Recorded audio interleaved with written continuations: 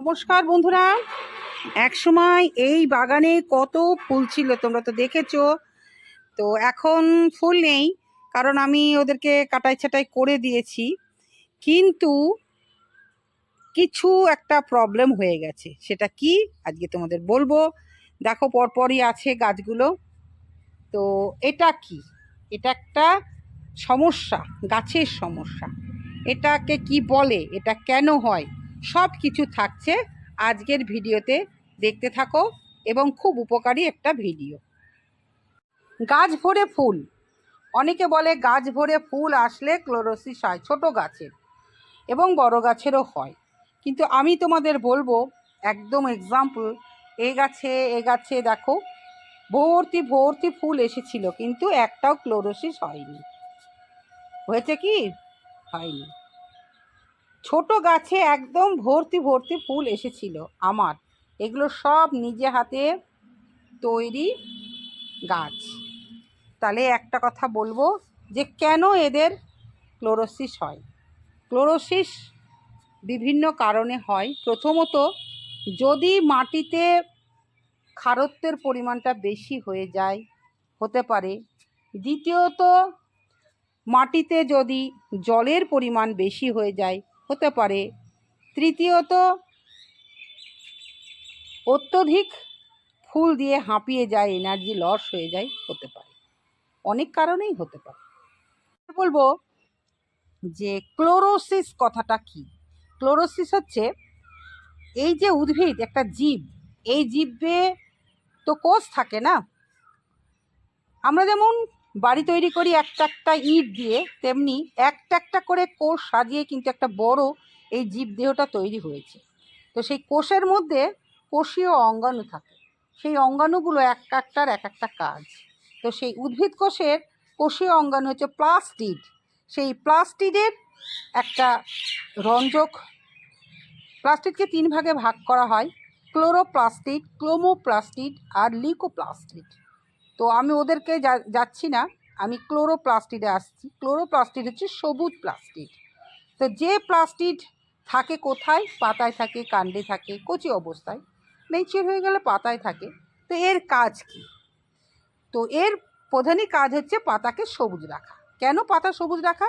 কারণ সবুজ এই কণাটাই হচ্ছে সূর্যের আলোটাকে গ্রহণ করে অ্যাক্টিভ হয়। অ্যাক্টিভ হওয়ার পর সে ফটোসিনথেসিস করে।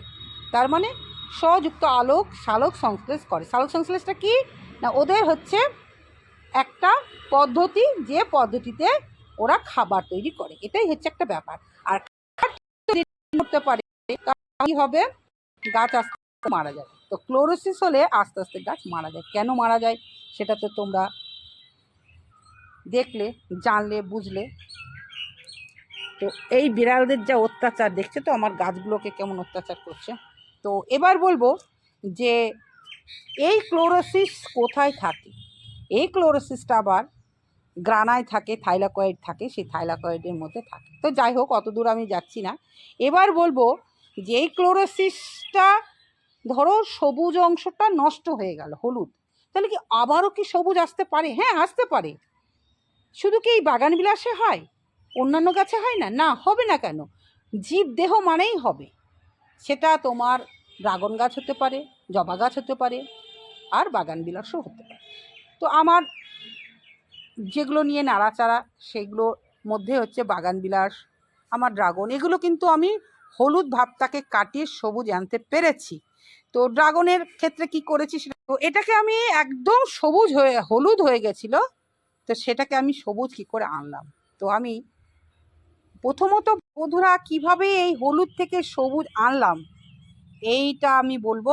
তো এদের হচ্ছে এই অনুখাদ্য, যেটা খনিজ পদার্থ, অনুখাদ্যকে দুই ভাগে ভাগ করে। একটা হচ্ছে প্রধান, একটা মুখ্য, একটা গৌণ। মুখ্য হচ্ছে নাইট্রোজেন, কার্বন, তারপরে ম্যাগনেসিয়াম, সালফার, এগুলো মুখ্য। গৌণ বোরন, জিঙ্ক, আয়রন, এগুলো।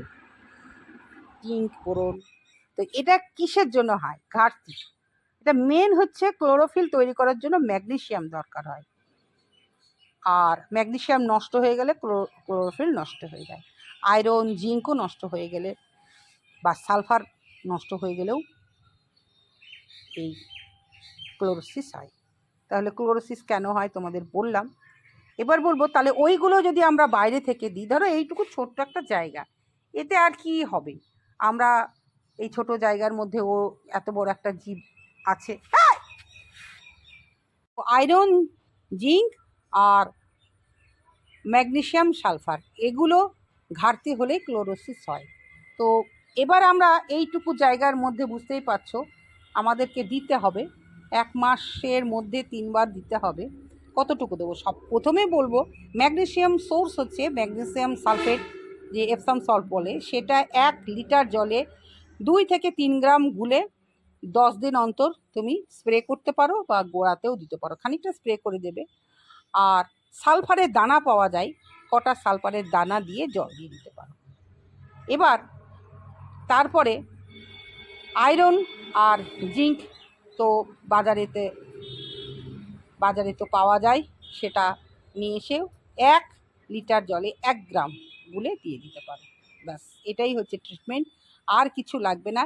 এবার আমরা বাইরে থেকে ঘরোয়াভাবে কি দিতে পারি? দেখো এখানে পেঁয়াজের খোসা, কলার খোসা ভেজানো আছে। এই জলের সঙ্গে মোচা ভেজানো জল দুটো 10 লিটার জলে 1 লিটার মিশিয়ে যদি আমরা দিই, তাহলেও কিন্তু আমরা বাইরে থেকে কোনো কিছু না কিনেও ওটাতেও অনেকটা সুরাহা হতে পারে। আমি বললাম সেভাবে তোমরা করো, দেখবে এরকম তোমাদেরও যদি ক্লোরোসিস হয় তাহলে তোমাদের গাছও সুন্দর হবে। কারণ আমি এই সবেমাত্র এরা 1 গাছ ফুল দিয়ে হাঁপিয়ে উঠে এদের ক্লোরোসিস হয়ে গেছে, তাই 1 বাই 1 করছি, মোটামুটি কিওর তো হবেই। ওরা নিজেদের খাদ্য নিজেরা সুন্দরভাবে তৈরি করতে পারবে, পুষ্টি দেহে নির্দিষ্ট অনুপাতে চলে আসবে, তখন ওরা আবারও ফুল দেবে। এই অবস্থায় যদি আমরা রেখে দিই তাহলে আস্তে আস্তে মৃত্যুর কোলে ঢলে পড়বে। তাই বন্ধুরা, ক্লোরোসিস হলে খুব সাবধান। তোমরা এইভাবে গাছগুলোকে পরিচর্যা করো, দেখবে দামি গাছগুলোও কিন্তু সবুজ পাতায় সতেজ হয়ে আবারও ফিরে আসবো নতুন কিছু নিয়ে, নতুন রূপে। হবি অফ সুলেখা এখন আপডেট তোমাদের দিচ্ছে, কারণ আমার বাগানে যেগুলো আমি হাতে করে নাড়াঘাটা করছি, ফুল আনছি, গাছ লাগাচ্ছি, মাটি তৈরি করছি, সার তৈরি করছি, সবটাই কিন্তু আমি আপডেট দিই। কখন কোনটা করতে হবে সেটাই হচ্ছে এই চ্যানেলের বৈশিষ্ট্য। নতুন বন্ধু থাকলে আবদার রইল চ্যানেলটাকে সাবস্ক্রাইব করে পাশে থাকবে। আবারও আসবো নতুন কিছু নিয়ে। টাটা।